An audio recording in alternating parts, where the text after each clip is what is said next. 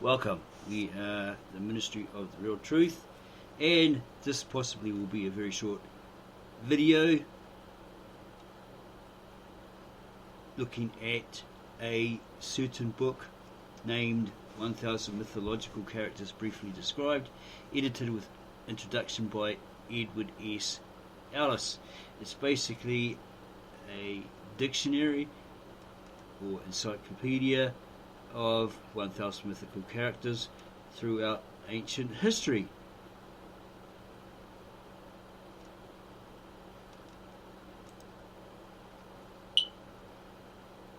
Content from A to Z.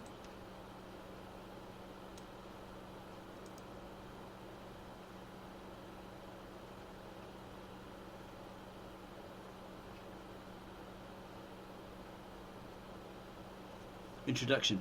There are many expressions which, though simple in themselves, must forever remain beyond the grasp of human comprehension. Eternity, that which has neither end nor beginning, baffles the most profound human thought. It is impossible to think of a point beyond which there is absolutely nothing, or to imagine the passing of 1,000,000 years without bringing us one day or 1 minute nearer to their close. Suppose that one could fix upon the terminal point, we would still fancy something beyond that, and then some period still more remote would present itself, and so on ad infinitum. The same insurmountable difficulty confronts us when we seek to imagine a first cause. God was the beginning, and yet it seems to our finite minds that something must have brought him into existence, and we conclude that back again of that creating power must have been another originating cause, and perhaps still another, and so on without limitation. And yet we know that there must have been a period when everything was void, or in other words, when there was nothing.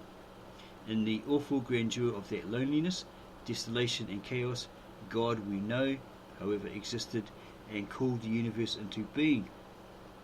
All that we, in our present finite condition, can ever comprehend of that stupendous birth is contained in the opening of the first chapter of Genesis.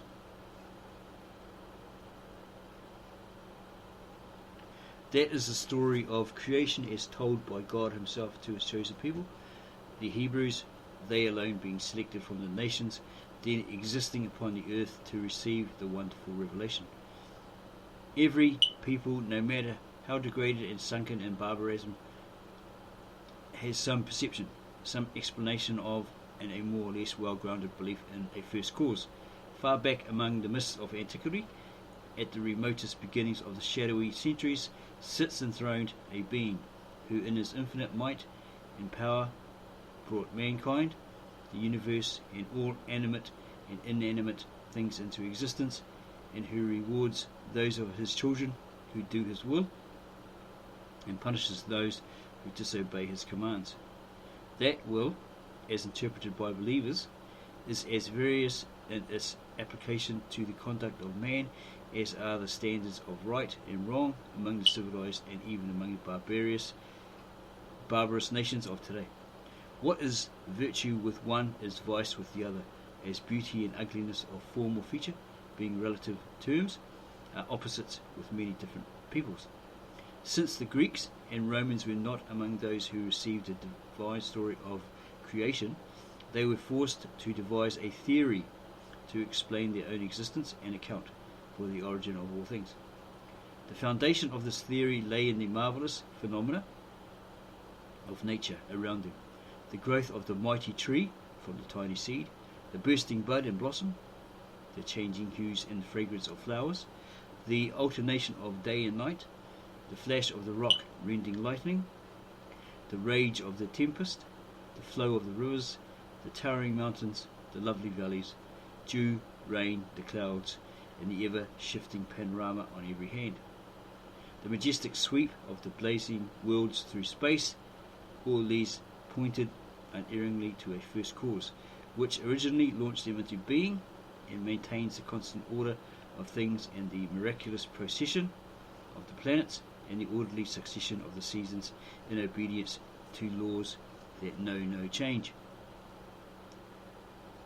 To the Greeks and Romans, there was a time more remote than history gives us any account of, when there was neither land nor water, and when the earth and all things within and upon it were, quote, without form and void, unquote.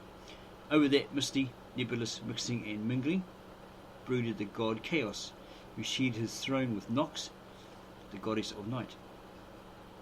From this union, the innumerable myths gradually sprang up and developed, which in their own imaginative, though often grotesque way, explain the various phases of creation. These finally became crystallized into a literature of mythology, which has since been the inspiration alike of romancers and poets. The most learned of mythologists differ in the analysis of the multitude of myths that have descended to us. Their varying analyses, however, may be separated into two distinct classes or divisions, each of which has its own adherents and supporters. The first school is that of the philologists, and the second that of the anthropologists or comparative mythologists. Philology relates to the study of language, especially when treated in a philosophical manner.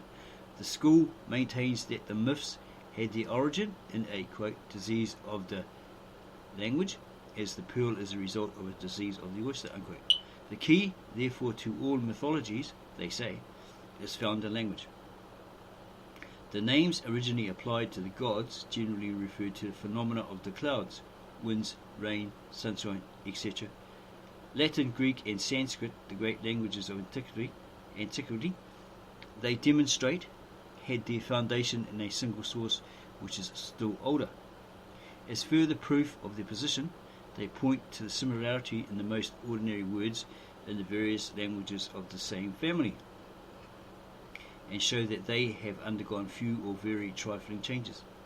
The greatest authority among the philologists claims that during the, quote, first period, unquote, there was a tribe in Central Asia whose language consisted of one-syllable words which contained the germs of the Turanian, Aryan and Semitic tongues. This age is termed the Ramatic period and was succeeded by the nomadic or agglutinative age, during which the language gradually, quote, received once for all that peculiar impress of the formative system which we still find in all the dialects and national idioms comprised under the name of Aryan or Semitic, unquote, which includes over 3,000 dialects. The same authority follows the agglutinative period with one quote represented everywhere by the same characteristic features called the mythological or mythopoeic age, unquote. As the name implies, this last mentioned period saw the evolution and development of mythic lore, as do the American Indians of today. So primitive man, in his crude way, explained the operation of physical laws by giving to inanimate objects like passions and sentiment with himself. When the tempest rages and the crashing lightning splinters the mountain oak, the Indian says that the Great Spirit is angry.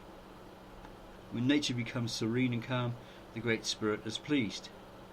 The malign forces around him, which were ill to the warrior, are, they say, the direct doings of an evil spirit. Even the heavenly bodies are personified, and, quote, poetry has so far kept alive in our minds the old animative theory of nature that it is no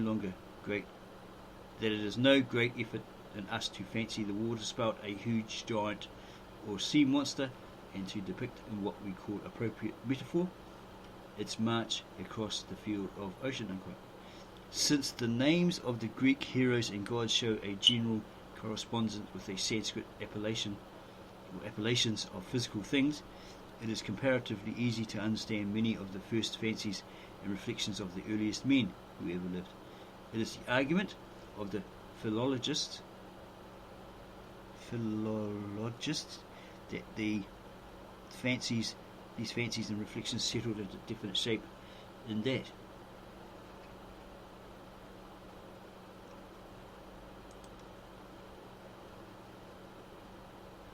Far away period, when most of the nations now spread to the remotest corners of the earth, dwelt together and used a common language.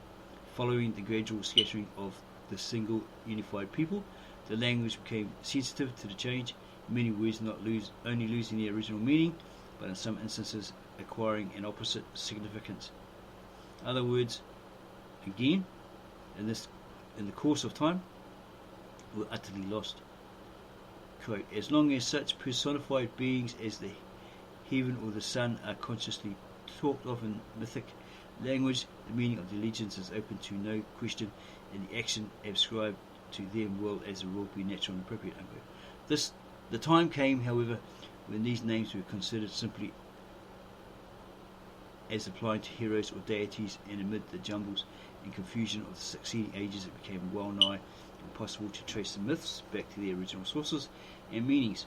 Such is a brief outline of the myth interpretations as made by the philologists.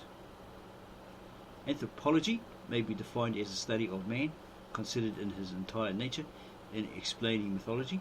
The anthropologists say that it is man, it is human thought and human language, combined which naturally and necessarily produce the strange conglomerate of ancient fable.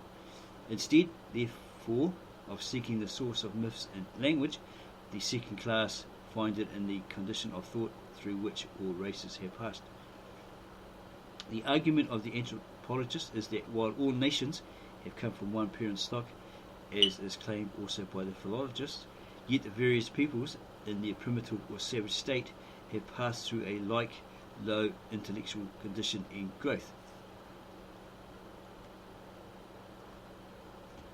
The folklore of all countries shows that the savages consider themselves of the same nature as beasts, and regard even plants, inanimate objects, and the most abstract phenomena as persons with human parts and passions. Every religion antedating Christianity has inculcated the worship of idols, which usually take the form of beasts, and it will be noted in the study of myths that the gods often assume the forms of birds and animals. If it were in our power mentally to become savages for a time, so as to look upon nature and our surroundings, as do the Blackfeet Indians, or the Patagonians, or the South Africans, it would be a long step toward making clear this particular phase of the question. From what has been stated, however, the young student will gain an idea of the meaning of the word myth, which may be termed a story whose origin can never be known with certainty. To most people it has the same significance as a fable, legendary tale, or fanciful falsehood. A collection of myths belonging to a particular age or peoples is a mythology, and the branch of inquiry which classifies and interprets them bears the same name. ESE, November 1st, 1895. And here is the dictionary of all the mythical entities from A to Z, such as Albas, a son of Meganera, who was turned into a newt or water lizard for deriding the ceremonies of the sacrifice.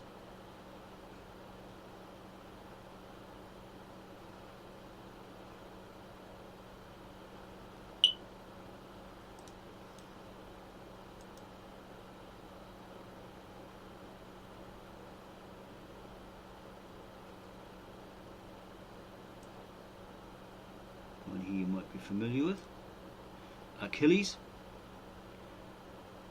was the most valiant of the Greek heroes in the Trojan War. He was the son of Peleus, king of Thessaly. His mother, Thetis, plunged him when an infant into the Stygian pool, which made him invulnerable wherever the waters had washed him. but the heel by which he was held was not wetted, as that part remained vulnerable. He was shot with an arrow in the heel by Paris at the siege of Troy and died of his wound.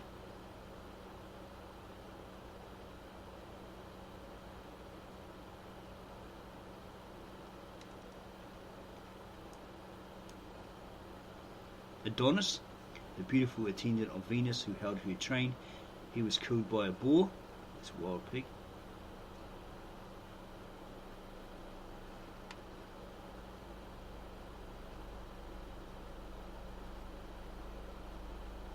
And turned by Venus into an anemone.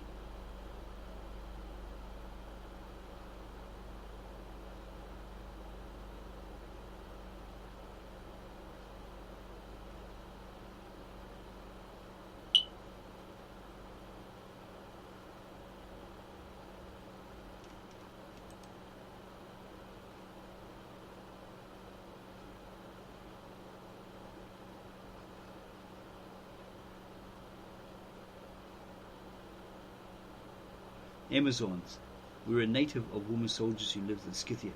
Hercules totally defeated them and gave Hippolyte, their queen, to Theseus for a wife. The race seems to have been exterminated after this battle.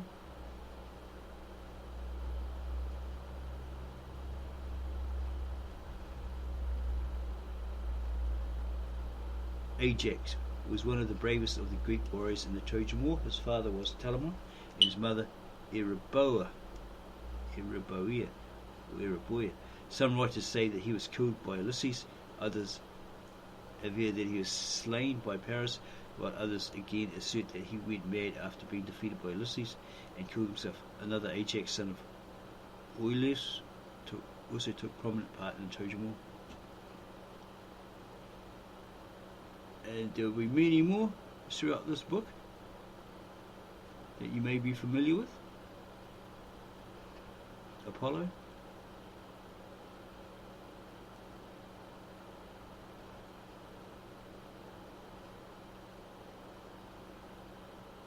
Apis, king of Argivia, afterward called Serapis, the greatest god of the Egyptians. Aphrodite, the Greek name of Venus. Anubis, a god half a dog, a half a man, called Barca by Virgil and other poets, and much, much more. We will leave the name of this book, and you can go find it, download it, and use it for reference if you're doing a study on ancient mythology and ancient mythological beasts, beings, heroes, etc. So if you enjoyed this rather short video and it was very informative, please subscribe to our channel. Check that notification bell is set so you don't miss out on any of our videos. Give us a like and perhaps show this video about this particular book to your friends who may also be interested in ancient mythology, Greek heroes, etc., so they can refer to it. If they're undertaking a study, this will be a great help.